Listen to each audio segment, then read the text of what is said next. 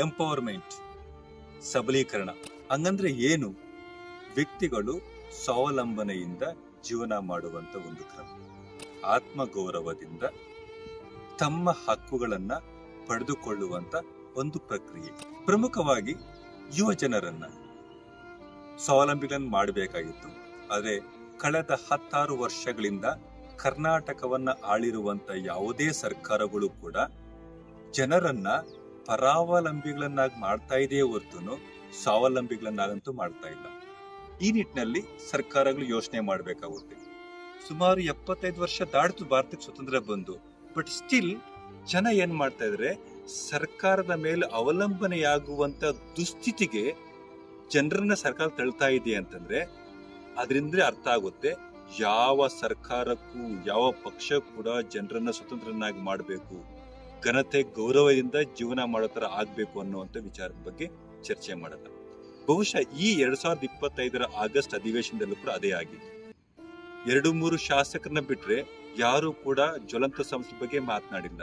ಇವತ್ತಿನ ಅಂಕಿಅಂಶಗಳ ಪ್ರಕಾರ ಕರ್ನಾಟಕ ರಾಜ್ಯದಲ್ಲಿ ಒಟ್ಟು 47 ವಿವಿಧ ಇಲಾಖೆಗಳಲ್ಲಿ 2,76,000ಕ್ಕೂ ಅಧಿಕವಾಗಿರುವಂತಹ ಖಾಲಿ ಹುದ್ದೆಗಳಿವೆ.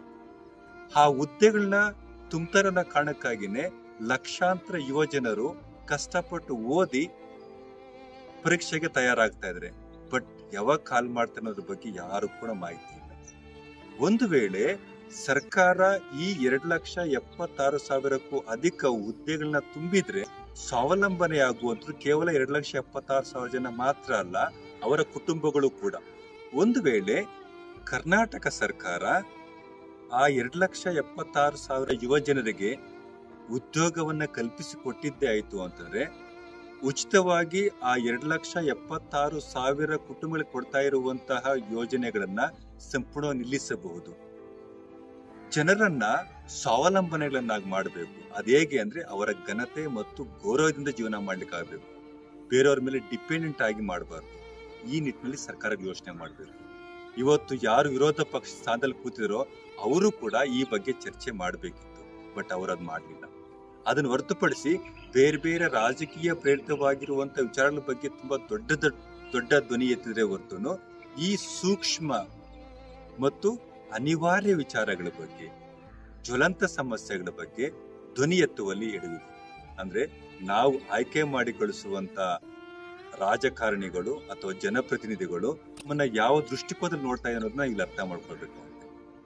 ಆ ಕಾರಣಕ್ಕಾಗಿನೇ ಸರ್ಕಾರ ನಿಜವಾಗ್ಲೂ ಜನರನ್ನ ಎಂಪವರ್ ಮಾಡಬೇಕು ಅಥವಾ ಸ್ವಾವಲಂಬಿಗಳನ್ನಾಗಿ ಮಾಡಬೇಕು, ಅವರಿಗೆ ಸಾಮಾಜಿಕ ನ್ಯಾಯವನ್ನ ಕಲ್ಪಿಸಿಕೊಡ್ಬೇಕು ಅನ್ನುವಂತ ಉದ್ದೇಶ ಅಥವಾ ಬದ್ಧತೆ ಇದ್ರೆ ಏನು ನೀವು ಅಧಿಕಾರಕ್ಕೆ ಬರೋಕ್ಕಿಂತ ಮುಂಚೆ ಆಶ್ವಾಸನೆ ಕೊಟ್ಟಿದ್ರು ಆ ಹಿನ್ನೆಲೆಯಲ್ಲಿ ಇರುವಂತಹ 2,76,000ಕ್ಕೂ ಅಧಿಕ ಹುದ್ದೆಗಳನ್ನ ಭರ್ತಿ ಮಾಡಲಿಕ್ಕೆ ಈ ಕೂಡಲೇ ಕ್ರಮ ಕೈಗೊಳ್ಳಿ.